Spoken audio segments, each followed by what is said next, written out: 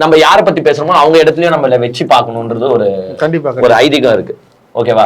அவங்க சைட்ல இருந்து யோசிங்களா, அந்த 40 குடும்பத்தை யோசிங்களேன். நம்ம என்னதான் அவங்க திட்டினாலும் சரி, இதனால அவங்களுக்கு வர பெனிஃபிட்ஸ் வந்து கொஞ்சம் ஜாஸ்தி ஆகும் போது அவங்களுக்கு இந்த ஃபீலிங்ஸ் காணாம போகுது. ஆக்சுவலா இப்போ கொஞ்சம் நினைச்சு பாருங்க, மாசம் 5000 ரூபாய் தரேன்றாங்க, வேலை வாய்ப்பு வாங்கி தரேன்றாங்க, உங்களுக்கு வந்து சொந்த வீடு வேணுமா அது கூட நாங்க பண்ணி தரோம்னு கூட சொல்லுவாங்க. அப்புறமா இந்த டிவிகேல இருந்து போயிட்டு அவங்களுக்கு அப்பப்போ என்னென்ன ஆஃபர் தருவாங்க, என்னென்ன பெனிஃபிட்ஸ் நாங்க தரேன்னு சொல்லுவாங்க. சோ இதெல்லாம் கேட்கும் போது அந்த குடும்பம் என்ன நினைக்குது? மறந்துடுறாங்க இல்ல, மறந்தடிக்கப்படுகிறார்கள். சோ இது இயற்கையா ஹியூமன் மைண்ட் செட். சரி, போன உயிர் போயிடுச்சு, என்ன பண்றது? போன உயிர் திரும்பி வரப்போதாது. இப்போ நாங்க விஜய் போய் பார்க்கல, விஜய் கூப்பிட்ட இடத்துக்கு நாங்க போல, விஜய் 20 லட்சத்தை வாங்கல, இதுல லாஸ் யாருக்கு? அவங்களுக்கு தான் லாஸ். எங்களுக்கு தானே லாஸ். ஆல்ரெடி நாங்க ஒரு உயிர் போயிருக்கு, 1 2 3 உயிர் போயிடுச்சு. அந்த உயிரை நாங்க என்ன பண்ணாலுமே வரப்போறது கிடையாது. அப்ப தருறத ஏன் நாங்க வேணாம்னு சொல்லணும்?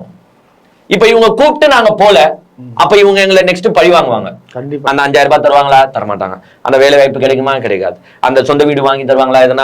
எதனா பெனிஃபிட் பண்ணுவாங்களா? பண்ண மாட்டாங்க. பிகாஸ் நாங்க அவங்களை மதிக்கலாம். சோ போன உயிர் போயிடுச்சு, அட்லீஸ்ட் இருக்கிறதையாச்சு. சோ நம்ம வந்து அந்த கரூர் மக்களை திட்டினாலும் அவங்க மறந்திருப்பாங்கன்னு நான் சொல்ல, அவங்க வந்து மறந்தடிக்கப்படுகிறார்கள். சரி, இவங்களாச்சும் கொடுக்குறாங்க, இதெல்லாம் ஏத்துக்கணும்.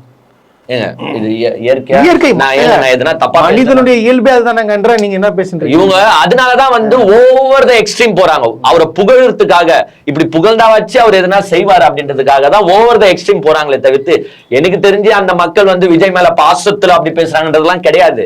அட்லீஸ்ட் இப்படி பேசினா வச்சு இந்த நாய்க்கு நம்ம பிஸ்கெட்டை தூக்கி போடுவோம் பாத்தியா, தப்பிச்சுக்கோ. அப்போ யார் மேல இப்போ ஒண்ணு இப்ப கொலைக்கிற நாய்க்கு நீ பிஸ்கெட்டை போட்டு, வாலாட்டுற நாய்க்கு தான் நல்லா வாலாட்டுதான்.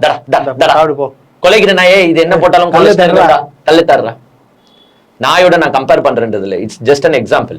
சோ இது மாதிரி அவங்களுக்கு வந்து ஆசை வார்த்தைகளை கூறி, ஏன் அந்த சைட்ல இருந்து சொல்ல மாட்டாங்களே, எங்க விஜய பத்தி எதுனா தப்பா பேசிட்டீங்க அவ்வளவுதாங்க, இங்க பாருங்க அந்த வீட்டுக்கு நாங்க இது செய்ய போறோம், நீங்க எதனா பேசுனீங்கன்னா அவ்வளவுதான், உங்களுக்கு 1 ரூபாய் தேராது, ஒண்ணும் கிடையாது, நீங்க தான் வந்து லாஸ், உங்களுக்கு தான் லாஸ் பாத்துக்கோங்கன்னு போது அந்த குடும்பம் என்ன செய்யும்? இததான் பண்ணுவாங்க. அப்போ தந்திரக்காரன் யார் இதுல? யோசிங்க மக்களே, தந்திரக்காரன் யாரு? உங்கள் விஜய். நம்மளா யார் தெரியுமா? நம்மளா சர்க்கார் படத்துல என்ன தெரியுமா செஞ்சோம்? நம்ம இலவசத்தை உடைச்சோங்க. இலவசத்தை உடைச்ச டீம் தான் இந்த டீம்.